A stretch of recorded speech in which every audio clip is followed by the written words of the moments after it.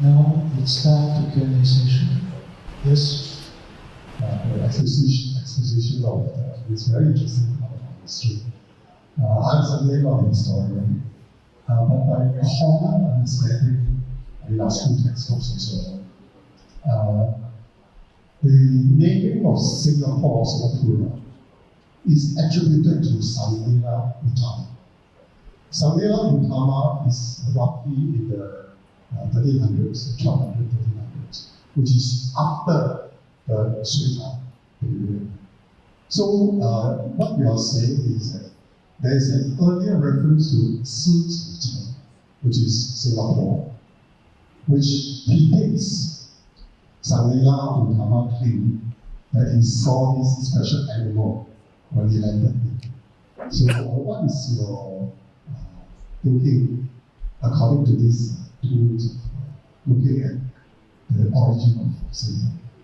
Okay, a good question. Okay, thank you. Because everybody, all Singapore history researchers have to solve these problems.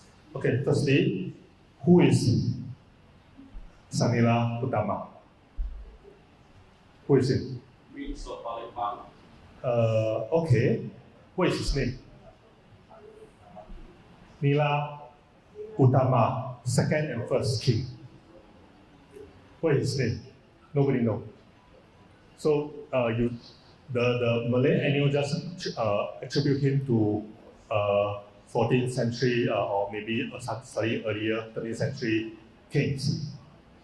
But nobody knows who is him.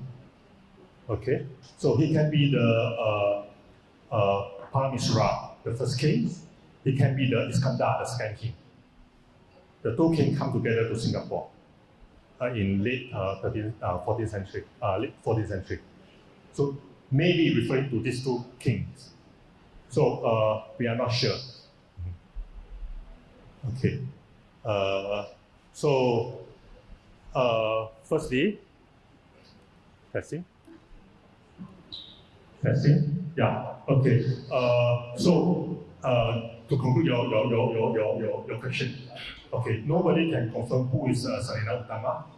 So and if he's Parameswara, yes, he's from Palembang, and then he was expelled by Singaporeans, and he went to Malacca to establish the Malacca kingdoms there. So if he's not, then he's probably just a legend. Okay, and from what we know now, we have an earlier record of Lion City. Okay, thank you. Yes. Thank you. I learned a lot from you. I'm referring to the question, right? Singapore is a system, right? Then happens the country which is called citizen, right? But curiously, we not only have a line in this area, right? We have the Malayan tiger, right? So that's curious. At that time, 7th century, is it possible the land to somewhere Africa? I don't know. So what's your guess?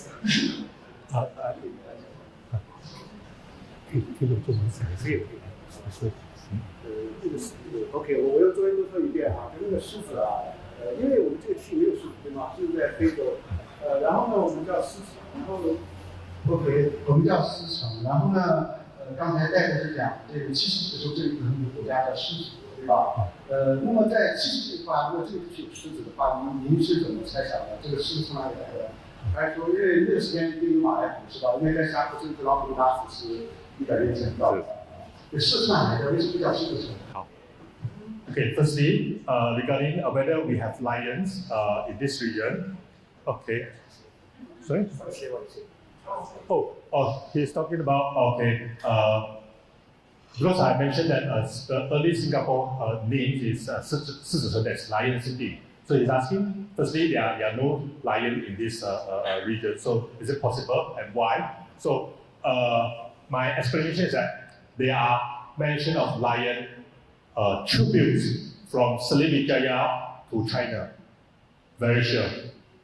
Okay, how Sriwijaya get the lion, I don't know. Okay, but they managed to get lion and pay tribute to China emperor.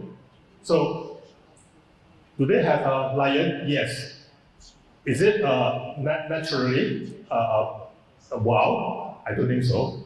Okay, so they probably got it by trade from Africa, from maybe Middle East, and then they send it as something unique to the Chinese emperor. So this region do have lion. Okay, first thing. So actually, the name of lion's teeth, I don't think is related to the animal. It's because of religion. The 狮子座, the lion throne. Okay, there's a culture in this part of the South Asia that the king turned into God, and they need to go through a ritual. So that is the reason why the 狮子 is here. Okay, I will answer your question. Another question also. The 7th century, what wasn't Singapore as a territory of the man? Any government, any country, kingdom? Okay. Where is Okay. So he's asking whether there's a government in Singapore. If Singapore is Chengdu, the capital city of Chengdu, then the king, Gautama, is the Singapore king. Okay. So again, Kingdom of Singapore. at that time you don't call it Kingdom of Singapore, the city of Singapore, Singapore city, the Lion City, Singapore city. So not the kingdom. The kingdom is much bigger. Yeah. The border is about between today Thailand and Malaysia, but the capital itself is Singapore, city, Lion City. Yeah, in Singapore. Yeah. Any more questions? Can I ask back to slide 24? Sorry, regarding the theories about Buddha's footprints versus the Buddhist footprint, Yeah. We all know that the Buddha's footprint is usually venerated in a very stylized mode. So if you could shed some light on the theory that you don't prefer, why is it that you think? Because normally Buddha's footprints are stylized for veneration, so rather than it being opened up. Okay. So is there any reason why they still venerate to that theory that it is actually meant to be homage to Buddha? Okay, good. Okay, he's asking me why I don't think that is a footprint of Buddha. Okay, because I'm a researcher, I cannot say that. Okay. Regarding you brought a good point that actually before 1st century, Buddha don't have the icon. So the icon of this Buddha is actually influenced by the Aryan who attacked the India, and then they brought in the sculpture. So after that, then Buddha had this statue. So before that, how to represent a Buddha? By showing two footprints or a headdress of the king. So to show that is to represent Buddha. So he's right that there was a style to show that the footprints represent Buddha for quite a few centuries. So for your question, why I don't think so? Because I have to give a scientific explanation to it, and my explanation to it is that it's actually firstly is created for the monk to go up to the hilltop. That's my explanation to it. Yeah. Thank you. Thank you so much for such a very refreshing and informed session. At least for me, it seems that you have very in-depth knowledge of this history. So my question is, were you yourself actually naturally interested in history when you were a kid? And nowadays, right, there's so many distractions out there. What would you have? Do you have any suggestions in terms of how to cultivate the interest for the young generation? Oh, okay.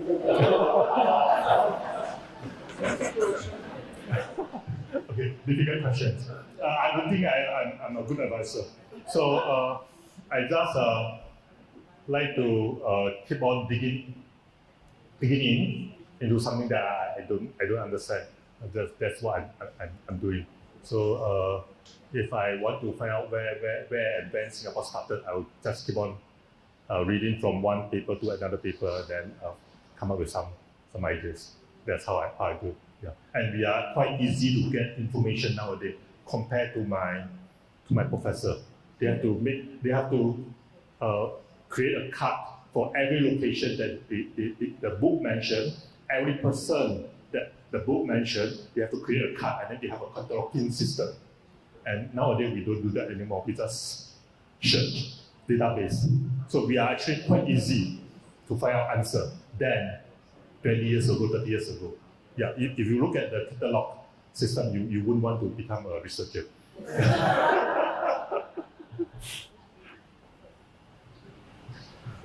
Question probably know about it and to the central point of that search. But because we are inside a beautiful maritime gallery, and because I'm a young architect background, I need to ask the question if you have an idea of what kind of ships will use in the time to move from China down to Southeast Asia. And then, if you have read somewhere along your research or you heard from colleagues who have done part of the research on the topic, etc. Thank you. Yeah, actually, I wanted to mention about the location. We have a really nice scenery, one of the best venue I have ever speaking. Okay, so thanks a lot for the organizer and the sponsor. Okay, and regarding your question, the ship types. Okay, the only Tang Dynasty ships found with full load of Chinese goods on it is actually Indian ship types, or Indian and Persian ship types. Is sealed. That means the plank, you have to drill hole and go through the strings, go through to the plank, and then it has a outrigger. It has an outrigger. So that is the 7th century ships that we know now. That's the only sample we have. Okay, so a very good question. And there are documents that mention that. Although I mentioned that ship type is Indian and Persian, but there are a lot of documents mention that Chinese use that type of ships for at least until the documents is recorded in 12th century. So at least 12th century. Chinese still know that they have been using this type of ships. So probably they are not just Indian ship and Persian ship. The people in Canton are using that type of ship also. So I would say quite confidently they are using that type of ships. Yeah. You turn your head towards the side. Okay. You mentioned earlier pointing out ceramics. I think your specialty, one of your interests is ceramics and pottery. So are there any sort of archaeological findings in terms of pottery and ceramics that show the relationship between sort of China, Umayyad, or sort of Sui Dynasty and India in that sense? Okay. That ties up with this research? Good question. For those who are interested in ceramics, you all go to the back of that section. There's one wall of Asian ceramics found in Singapore. So regarding your question, whether any ceramics are evidence of 7th century, right?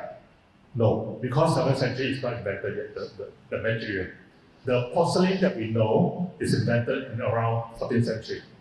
So before that, we use stoneware. So we have stoneware starting about the earliest stoneware that we are very sure that come from China and sold overseas. It's a 9th century ships, inside the 9th century ships. So the earliest evidence that we found archaeologically is from the ships. From Singapore until now, no, not yet.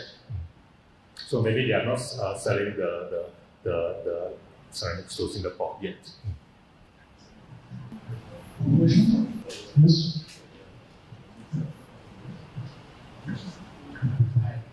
Thanks for the presentation, and it's quite provocative, and I think that there are definitely certain things that I'll be interested to find out more about, especially in terms of comparing this with Malcolm's map and the use of Tamasi, many of these kinds and all that. So it's quite interesting. But my question is different from that. Based on the things that you've read, right? I mean, did you get any kind of impression of what Singapore was like then? And were there people there? What kind of activities were doing? You say it was a capital, right? So I imagine it was in some ways quite developed.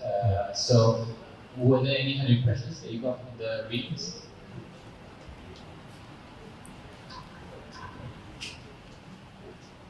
Okay, it's Chengdu capital, the lion city of Chengdu was Singapore. That means it has a city of 3 gates, and each gate is about 100 meters to 200 meters apart. That's roughly, okay, if you believe what Calford recorded in 1822, there is an ancient walled city in Singapore. Basically from High Street to this Central Street, from this St. Andrew Road, behind to go around this Fort Canning, there's a city wall around it. So if that is about the size of that, the lion city mentioned in this the bibliography of the Cheng Guo. So because this Chang Jun is an official from China, and the activities are actually mainly official. So he mentioned how he was treated, how he was welcomed, and he mentioned what he saw from where he lived to the palace. So he mentioned the gate, beautiful decoration of flying ferry. And in Singapore, there's a location that until now I don't understand why there is such a name. Have you heard of this Sui Dynasty? Okay, why Sui Dynasty? Nobody can answer me. Okay, until now, Sui Dynasty is located at this high street. And the Sui Dynasty means water god gate, located at this high street. And that is the main gate of ancient Singapore. Oh no, Long Yang is the geographical feature. It's not a city, not a city. So I'm talking about the walled city around the ancient Singapore. So I hope this is interesting, but I don't have a proof to tell you that this water god gate is the gate of that Chengdu capital. But it's interesting to know that. Yeah. I know the Sui Dynasty well because there was a place where I walk up and down. I want to give an alternative view on where the Sui Dynasty come from. In the later drawings of ships, journals, there is this entrance. Oh yeah. And that is named the Sui Dynasty. Mahu is the other side. So a lot of people, no, some people say that Sui Dynasty is a place where people embark all these embark on the ship. And therefore they use that place, which is very close to the shore and call it Sui Dynasty. That's exactly what I think. Okay, he's talking about the structure of the ships. For Chinese ships, okay. Okay, Chinese ships, they are, okay, for a modern ship, you see, the left side of the ship, we call it port side, right? Right side of the ship, we call starboard side. In ancient China, the left side is called fan bu bian, the side that you lay the sail, okay? That's another name of it. It's called Sui Dynasty. The port side is called Sui Dynasty. And the starboard side is called Ma Hu Bian, the door the door for the horses. So Asian Chinese ships, these are the two terminology. So you are right. So that gate is actually for the ships to land. So the port side of the ships is called Sui Dynasty, and we have a Sui Dynasty in Singapore, and we don't know why there's a Sui Dynasty. Oh, actually, this information has come up from some very unusual text. You saw it? I saw it also. Thank you. Question? Yes, please. I just wanted to know, right, in the region, right, did you see any type of trade, in Chinese journals and all that, referring to ships? And then did you see any other foreigners and all that other than locals? What kind of people are living in ships? Oh, Chitu, okay. What kind of people? Okay. Okay. She's asking what kind of trade and what kind of people are living in Chitu. Not much information from that bibliography of Chitu, but we know that they are practicing some Indian religion, and they are Buddhist, and the king has these Indian names. So probably the ruling class are Indian. Okay, but definitely they will localize and then they will naturalize and become local. That's why I mentioned that from the inscription, you list all the inscription. It started with Indian language, Indian scripts, and then suddenly it changed into Malay language, Asian Malay language, and then Indian scripts. And then because of something happened, and then it turned back to Indian language again. So yeah, probably the ruler are Indian, and later they localize and become just like Malay. So that's my opinion. And regarding what kind of trade, I don't know, but probably this incense was that's something very important in these Indians' religion practices. So spice and incense, probably a lot of weight. And for Chinese, I don't think we have a lot of these Chinese businessmen here at that time. Probably just started to connect with the overseas country. So they are definitely, because I specialize in ceramics, there are definitely no ceramics yet. Okay, much later, maybe 9th century, then Chinese export ceramics to this part of the world. Besides that,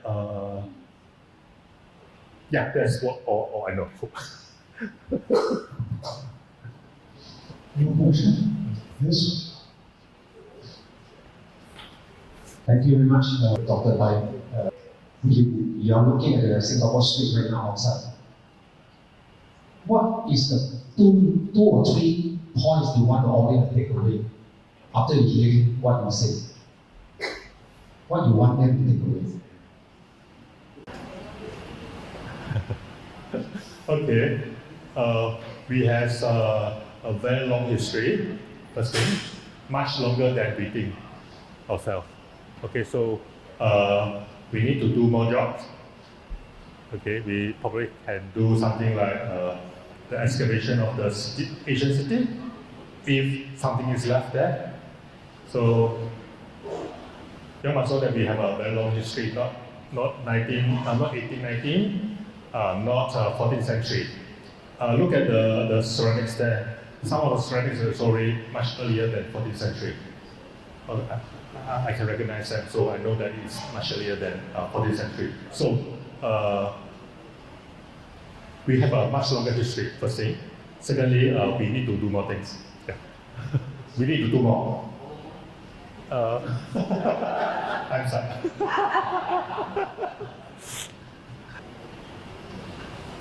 Thank you. Is this group articles organized event? To start off, you notice right now we miss a very important segment within the program, and the person is looking at me right now.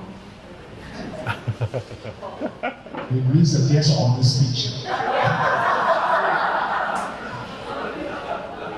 Sorry. Sorry, can you put a hand together? Welcome the guest on the speech.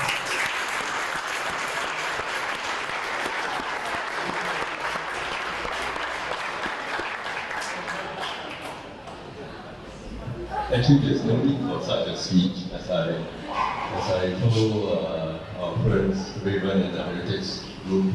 I think welcome, although this came a bit late, welcome all of you to our Maritime Gallery.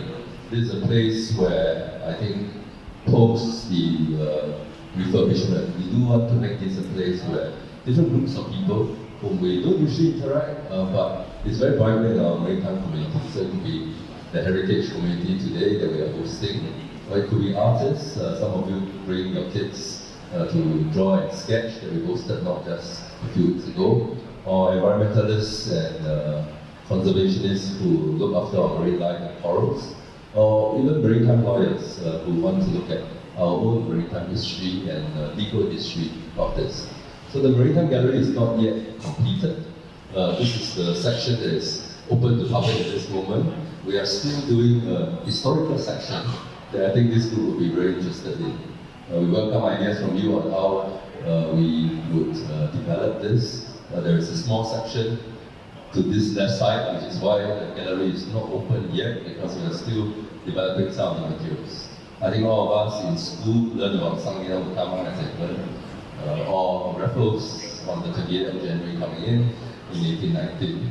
But the history is very much richer, coming from the Middle East, Southeast Asia, different parts of Northeast Asia, and today we had a very good and elaborate talk by Dr. TAI listed in several times looking at the pottery and many parts of history. So I think there will be many opportunities for this group to gather here. We welcome all of you here and welcome to work with you to bring different parts of history to life so that the future generations can learn about our very long maritime history and also find ways to the gallery and as you look outside for the maritime landscape to transform.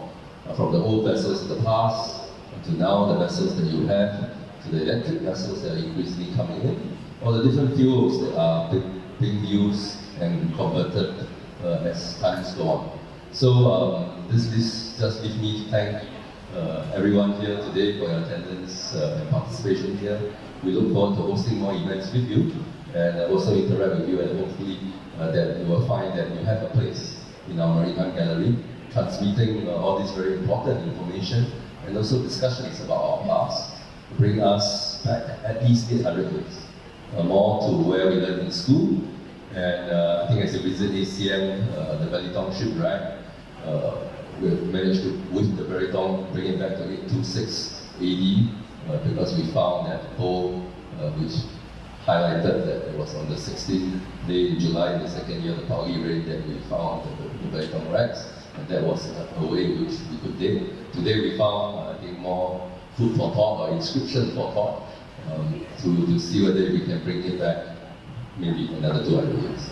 So with that, I thank all of you for your participation here today, and thanks to all our friends for inviting us.